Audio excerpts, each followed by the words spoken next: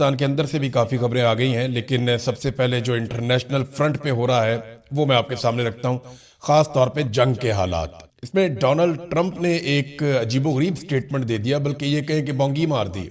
Donald Trump ने कहा है कि अगर हमला ना करते हम ईरान के ऊपर तो अगले 2 हफ्तों में ईरान एटमी हथियार बना लेता। अब ये स्टेटमेंट डोनाल्ड ट्रंप ने दे दिया। अमेरिका के अंदर लोग कह रहे हैं, पूरी दुनिया में लोग कह रहे हैं कि आयतुल्लाह खामनई शहीद जो है उन्होंने फतवा दे रखा था कि ईरान एटमी धमाका नहीं करेगा, और उनकी जिंदगी में तो ये होना नहीं था, तो वो फतवा देने वाले को तो शहीद कर दिया, और अब वो एटमी धमाका कर भी सकते हैं, कोई पता नहीं है। और दूसरा, गुज़िश्ता साल 2025 में जून के महीने में अमेरिका ने B-52 बॉम्बर्स इस्तेमाल किए थे ईरान में, जो 200-300 मीटर तक नीचे जाके मारते हैं उनके बम, जमीन को फाड़ के अंदर जाते हैं। अब वो उन्होंने बम इस्तेमाल किए थे और ईरान की जो मिसाइल साइट्स हैं वहां पे बम्बारमेंट की थी। और उस वक्त डोनाल्ड ट्रंप ने ये ऐलान किया था कि अब ईरान एटमी धमाका नहीं कर सके, हमने उनको बहुत पीछे धकेल दिया, अब वो कभी भी एटमी धमाका नहीं कर सकेंगे। ये डोनाल्ड ट्रंप ने उस वक्त कहा था। तो उस वक्त जो कार्रवाई की थी वो भी एक फेस सेविंग थी, वो मैं आपको बता देता हूं।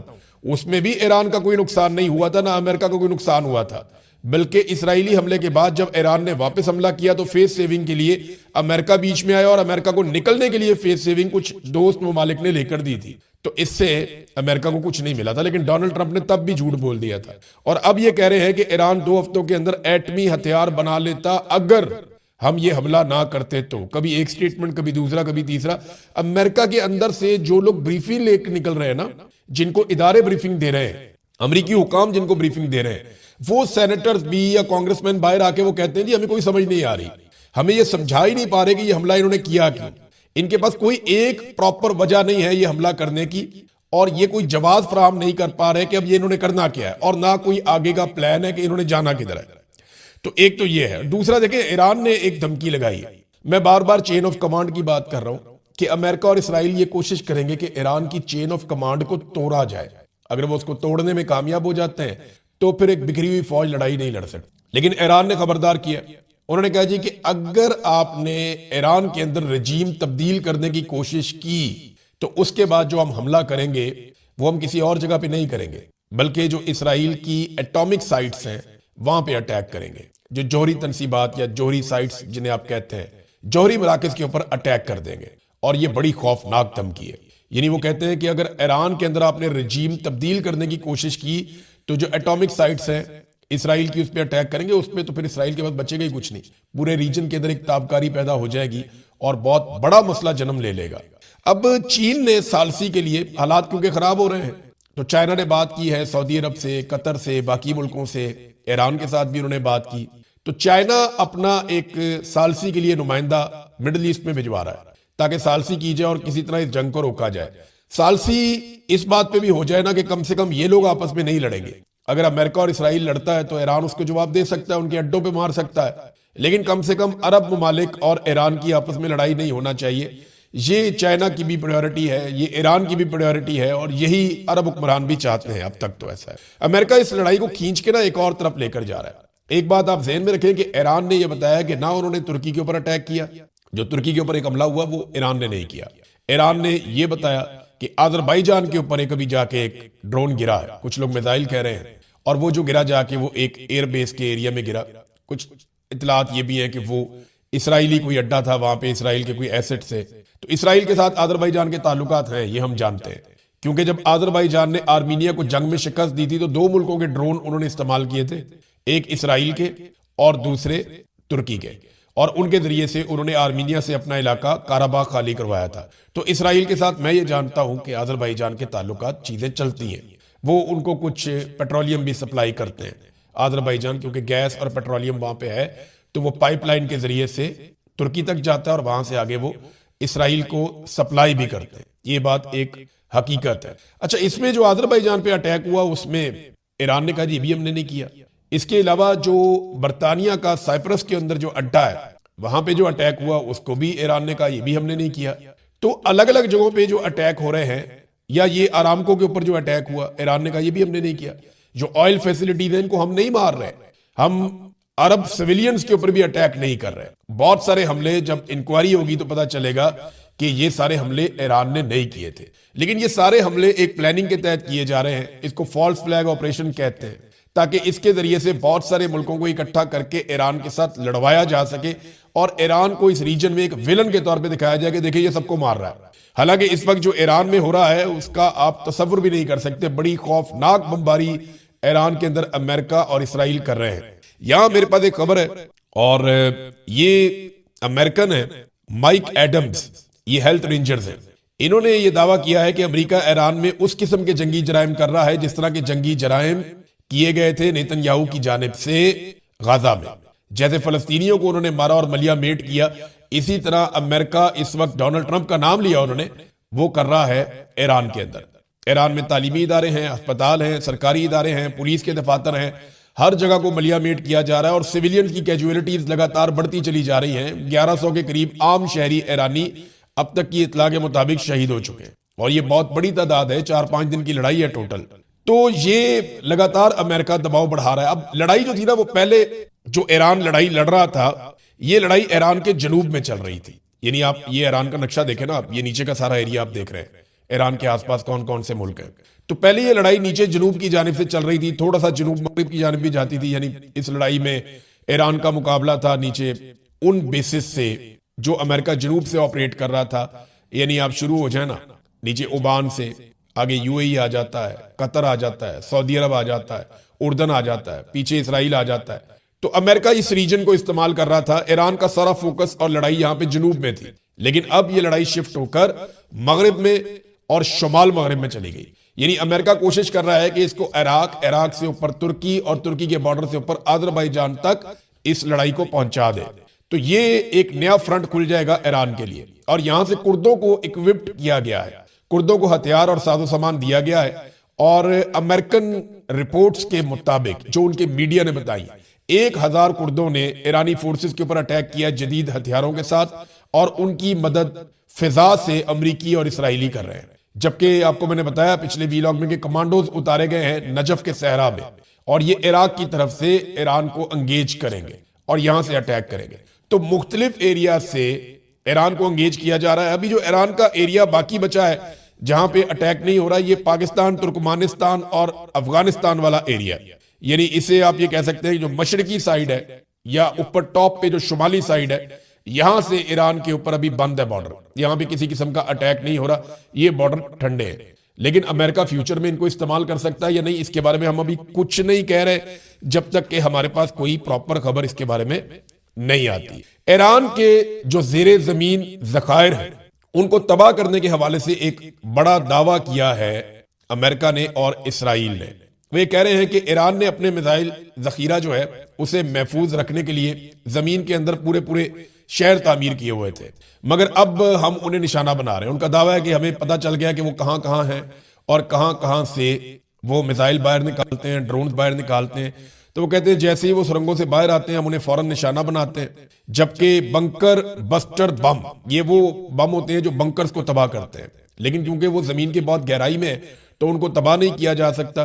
तो वो जो सुरंगों के दाखिली और खारजी रास्ते हैं ना, जहां से दाखिल होते हैं निकलते हैं, वो उनको तबाह करने की कोशिश कर रहे हैं, ताकि ईरान जो है वो अमली तौर पे अपने हथियारों को कम से कम इस्तेमाल करे।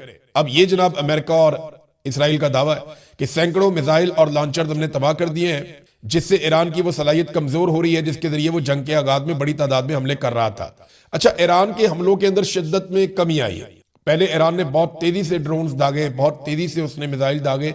अब ईरान जो बात कर रहा है वो मुख्तलिफ है। वो ये कह रहा है कि हम तो पुराने हथियार इस्तेमाल कर रहे थे, हमने तो 3rd और 4th जनरेशन के अभी इस्तेमाल ही नहीं किए हथियार। हमारे जो लेटेस्ट मिसाइल्स हैं वो तो पड़े हुए हैं, वो तो इस्तेमाल करने। एक मिसाइल के बारे में आपको बताता हूं कि ईरान ने नया मिसाइल एक चलाया है, खुरमशहर इसी तरह नाम है इसका, और खुरमशहर 4, इसको खैबर भी कहते हैं सादा जुबान में। तो ये 2000 किलोमीटर तक जाता है, बहुत ज्यादा वॉरहेड भी लेकर जा सकता है। ये मिसाइल ईरान ने नया इस्तेमाल किया, इससे पहले उसने इस जंग में इसको इस्तेमाल नहीं किया। ईरान के पास काफी सारे ऐसे मिसाइल हैं जो डॉक्यूमेंट पर मौजूद हैं, यानी रिकॉर्ड का हिस्सा है कि ये मिसाइल इनके पास है, लेकिन वो मिसाइल अभी तक ईरान ने इस्तेमाल नहीं किए इस लड़ाई में। तो क्या ईरान उनको इस्तेमाल करने जा रहा है या करने की कैपेसिटी रखता है? अमेरिका और इसराइल जो है वो ये दावा करते हैं कि नहीं, हमने तो वो एरिया ही बंद कर दिया जहां से मिसाइल इस्तेमाल हो सकते हैं और हमने उन फैसिलिटीज को तबाह किया।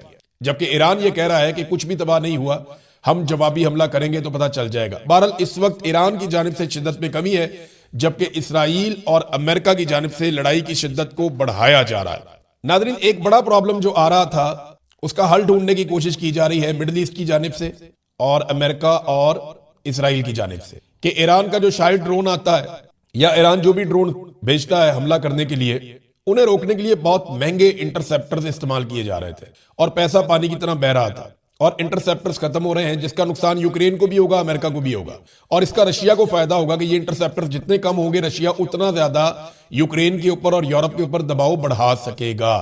तो इन्होंने तो पानी की तरह इंटरसेप्टर्स चलाए यहां मिडिल ईस्ट में और ईरान ने काफी हद तक डैमेज कर दिया, जखीरा खत्म कर दिया। अब जाके इनके दिमाग में आइडिया आया कि यूक्रेन से वो ड्रोन लिए जाए जो इंटरसेप्टर ड्रोन है, यानी ड्रोन को रोकने के लिए ड्रोन भी जा सकता है ना, और ये बहुत सस्ता है।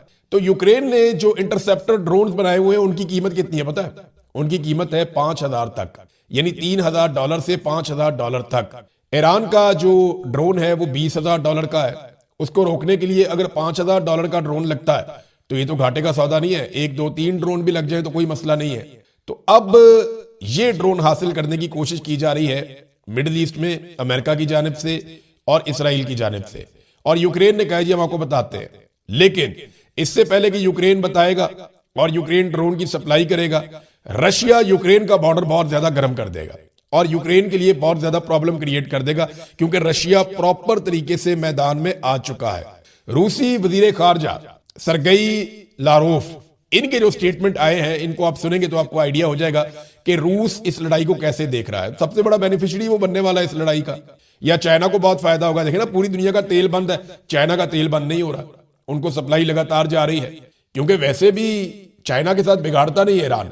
ईरान का 90% ऑयल पाबंदियों के बावजूद चाइना खरीदता है। फिर चाइना ईरान के अंदर जो इन्वेस्टमेंट करने जा रहा है, जो उन्होंने वादे किए हैं वो $400 अरब के हैं। तो ईरान चाइना के साथ तो नहीं बिगाड़ता। रूसी वजीर खारजा ने कहा कि वो ममालिक जो अमेरिका और इसराइल की जारहियत से मुतासिर है, यानी जिन ममालिक के ऊपर इसराइल और अमेरिका दबाव डालता है और उन्हें परेशान करता है, वो हमारे स्ट्रेटेजिक पार्टनर्स हैं, वो हमारे दोस्त हैं, हमारे स्ट्रेटेजिक पार्टनर्स हैं, यानी लड़ाई के नुक्ता नजर से हम उनके साथ हैं। हम उनके लिए दीगर अमन पसंद मुल्कों के साथ मिलकर ऐसा माहौल बनाएंगे जो अमेरिकी हमले को मुकम्मल तौर पर नामुमकिन बना देगा। देखिए ना, ये लड़ाई में अमेरिका बहुत बुरी तरह एक्सपोज हुआ है। ईरान से मार खाना तो अमेरिका का नहीं बनता था, लेकिन बहुत मार पड़ी उन्हें और ईरानियों ने मारा, उनके सारे अड्डे तबाह किए हैं यहाँ पे इस रीजन में। तो इसके बाद रशिया को और बाकी मुल्कों को बहुत हौसला मिला, जो मिलना भी चाहिए था। तो उन्होंने कहा जी हम बाकी मुल्कों के साथ मिलकर जो ज़ेरे अताब है अमेरिका के और इसराइल के, हम ऐसा सिस्टम बनाएंगे, यानी इसका मतलब यह है कि अब अरबों की तरफ भी नजर है रशिया की और बाकी मुल्कों की तरफ भी, ताकि आइंदा अटैक ना किया जा सके। फिर उन्होंने कहा हम अमेरिका और इसराइल के लिए ये फिजा इतना सख्त बना देंगे और इस हद तक जाएंगे कि ईरान के खिलाफ ये ऑपरेशन हो ही ना सके। अब ये बहुत सारे इशारे दे रहे हैं रूसी वजीर खारजा और चीजें बहुत क्लियर कर रहे हैं कि अमेरिका और इसराइल के मकासद में से एक मकसद ये है कि वो ईरान के खिलाफ जंग में खलीज फारस के ममालिक को शामिल करें। ये भी उन्होंने कहा। वो जो मैं आपको कह रहा था ना फॉल्स फ्लैग ऑपरेशन, इस पे भी उन्होंने बात की कि जनाब ये कोशिश कर रहे हैं कि कुछ ना कुछ करके शामिल किया जाए लड़ाई के अंदर अरब ममालिक को और बाकी ममालिक को, ताकि ईरान के ऊपर दबाव ज्यादा बढ़े। नाज़रीन, भारत शदीद तनकीद की जद में आ गया। वजह यह है कि भारत की नेवी ने दावत दे के ईरानी बहरिया को बुलाया था, उनका जंगी जहाज गया था और वो बहरी मशकों में उसने हिस्सा लिया। ये निहत्ते फौजी थे, ये इंडिया के पानियों में मौजूद थे और वहां पे ये अपनी एक्सरसाइजेज खत्म करके मूव कर रहे थे। तो इनको अमेरिकन ने भारतीय पानियों के अंदर डबो दिया और वहां पे 80 से ज्यादा ईरानी फौजी शहीद हो गए। अब इसके ऊपर इंडिया के अंदर इंडिया पे तनकीद हो रही है और बैनुल अक़वामी सतह पे हर जगह पे इंडिया पे तनकीद हो रही है कि उन्होंने अपने मेहमानों का ख्याल नहीं रखा। इस पे ईरानी वजीर खारजा ने कहा कि अमेरिकी फौज ने जारहियत का मुजाहरा करते हुए ईरान से तकरीबन 2000 मील दूर बैनुल अक़वामी पानियों में हमला किया है। मेरे अल्फाज लिख लें, अमेरिका ने इस हमले से जो मिसाल कायम की है, ईरानी फ्रिगेट जहाज डयाना भारतीय बहरिया का मेहमान था, ये उसके लिए बहुत महंगा साबित होगा। ये जनाब वजीर खारजा ईरान अब्बास अराकची का स्टेटमेंट है। इंडिया के अंदर बहुत तनकीद हो रही है। इंडिया में इतनी जरूरत नहीं है कि वो अमेरिका की मजम्मत कर दे कि हमारे मेहमान आए हुए थे, वो निहत्ते फौजियों का आपने उनका जहाज डबो दिया। ये क्या तरीका है? अमेरिका की मजम्मत भी नहीं कर पा रहा, हत्ता कि वो ईरान के साथ ताजियत भी नहीं कर पा रहा कि उनके साथ जाके हमायत कर दे कि जी आपके साथ ज्यादती हुई है, हम आपके साथ खड़े हैं। ऐसा भी कुछ नहीं कर पा रहा। नाज़रीन, सऊदी इंटेलिजेंस के जो साबिक चीफ हैं शहजादा तुर्की अल फैसल, उनका एक स्टेटमेंट आया और ये इस वक्त बड़ा इंपॉर्टेंट है। इस पे हमें इसलिए नजर रखनी पड़ेगी क्योंकि सऊदी अरब को बाकी मुल्कों समेत इस लड़ाई में घसीटने की कोशिश की जा रही है। सऊदी इंटेलिजेंस के साबिक चीफ शहजादा तुर्की अल फैसल ने कहा कि ईरान जंग नेतन्याहू की जंग है। नेतन्याहू ने अमेरिका के दौरे करके ट्रंप को इस जंग पे आमादा किया और ये कि वो उनकी राय की हमायत करें। शहजादा तुर्की अल फैसल ने कहा कि सऊदी अरब और इसराइल के ताल्लुकात मामूल पर आने की बात भूल जाएं, ये नहीं होना। और यही बात अमेरिका के अंदर बहुत सारे लोग कह रहे हैं कि ये लड़ाई थी नहीं अमेरिका की, ये नेतन्याहू की एक ख्वाहिश थी जिसको पूरा करने के लिए उसको अमेरिका में एक ऐसा सदर मिल गया जिसको उसने इस्तेमाल कर दिया बेवकूफ बना के, और डोनाल्ड ट्रंप फंस गया। वो कहते हैं जनाब कि ईरान एटमी धमाका करने वाला था। अब देखें ना, दुनिया में तेल का बहरान और गैस का बहरान संगीन होता जा रहा है। आबनाए हरमज की बंदिश से सप्लाई लाइन बहुत ज्यादा मुतासिर हो गई है, जिसका अमेरिका पर दबाव पड़ रहा है। अमेरिका के तमाम इत्तेहादियों के लिए बंदिश है, लेकिन चाइना का तेल जा रहा है, वहां से गुजर रहा है। देखिए, अमेरिका को तो प्रॉब्लम यह था कि चीन का तेल बंद होना चाहिए और बाकी सबका बंद हो गया, चीन का चल रहा है। और चीन ने अपनी तमाम रिफाइनरीज को यह हुक्म जारी कर दिया है कि वो तेल की एक्सपोर्ट बंद कर दें। चीन में रिफाइनरीज है ना, वो खाम तेल आता है, वहां से वो दुनिया को सप्लाई करते हैं। यानी ऑस्ट्रेलिया का, फिलीपीन का, हांगकांग का, सिंगापुर का, बहुत सारे ममालिक का ये प्रॉब्लम हो जाएगा। ये सारे अमेरिका के चहीते ममालिक हैं, तो चाइना ने वहां पे बंद कर दिया। अब नाज़रीन, पाकिस्तान के अंदर से चंद खबरें हैं। सबसे पहले तो इमरान खान साहब को अंदर रखने के लिए नई कानून साजी कर दी गई है। आप अंदाजा करें कि एक आदमी जो 2.5 साल से जेल में कैद है, उसको मजीद अंदर रखने के लिए पाकिस्तान का निजाम इस हद तक गिर चुका है कि एक मरतबा फिर कानून साजी कर रहा है। सेनेट में खामोशी से वारदात डाली गई, फिर कौमी असम्बली में, और प्राइवेट मेंबर बिल में चेयरमैन नैब की देखिए मुद्दत खत्म हो गई ना, अब घर जाओ ना, जनरल साहब को घर जाना चाहिए। तो चेयरमैन नैब को जो चंद दिन बाद अपनी मुद्दत पूरी करने वाले थे, उनको 3 साल की मजीद तौसीह मिल गई है। जनाब, जब तक हम नया नहीं लगाते आप काम करते रहे। दूसरा, इमरान खान की इस्लामाबाद हाई कोर्ट से अगर जमानत का जो केस है अब सुप्रीम कोर्ट में नहीं आएगा बल्कि आईनी अदालत में जाएगा। ये कार्रवाई क्या डाली गई देखें, नैब कानून में जो नई तरमीम है ना, ये सेनेट से मंजूर की गई है, और तरमीम के बाद अब इमरान खान की 190 मिलियन पाउंड का जो स्कैंडल है या नैब का जो तोशाखाना केस है, इन दोनों में जो हतमी अपील है अब सुप्रीम कोर्ट में नहीं जाएगी बल्कि वो आईनी अदालत में जाएगी, जो आईनी अदालत को कंट्रोल करते हैं ये लोग। और आईनी अदालत के बारे में भी एक चीज यहां पे शर्त रख दी गई है कि आईनी अदालत मुकम्मल शवाहिद का जायजा नहीं लेगी, सिर्फ अपील इस पॉइंट पर सुनेगी कि कहीं ट्रायल में किसी आईनी हक की खिलाफ वर्जी तो नहीं हुई। ये नहीं सिर्फ टेक्निकल चीजें देखेगी, वो ये नहीं चाहेगी कि जनाब इंसाफ हुआ या नहीं हुआ, ये चेक नहीं कर सकेगी आईनी अदालत। अब मुझे बताएं, फौजदारी मुकदमात आईनी अदालतों में जाएंगे सिर्फ इसलिए कि इमरान खान को जेल में रखना है। ये पाकिस्तान का पूरा स्ट्रक्चर अदलिया का तबाह करने जा रहे हैं सिर्फ इमरान खान को जेल में रखने के लिए। पाकिस्तान में नाज़रीन तेल और गैस की किल्लत पैदा हो रही है, इसके बावजूद कानून साजियां इमरान खान के खिलाफ हो रही हैं। दहशतगर्दी बढ़ रही है, अफगानिस्तान के साथ रोजाना आपकी लड़ाई चल रही है, मईशत और सरमायाकारी का फालूदा निकल चुका है, लेकिन तरामीम की जा रही है। बिजली 1 रुपए 63 पैसे मजीद महंगी कर दी गई है पाकिस्तानियों की कमर तोड़ने के लिए, लेकिन तरामीम जारी रहेगी। तेल और गैस की किल्लत हो गई पाकिस्तान में आलमी हालात के पेश नजर, लेकिन इमरान खान के खिलाफ तरमीम इन्होंने करनी है। सऊदी अरब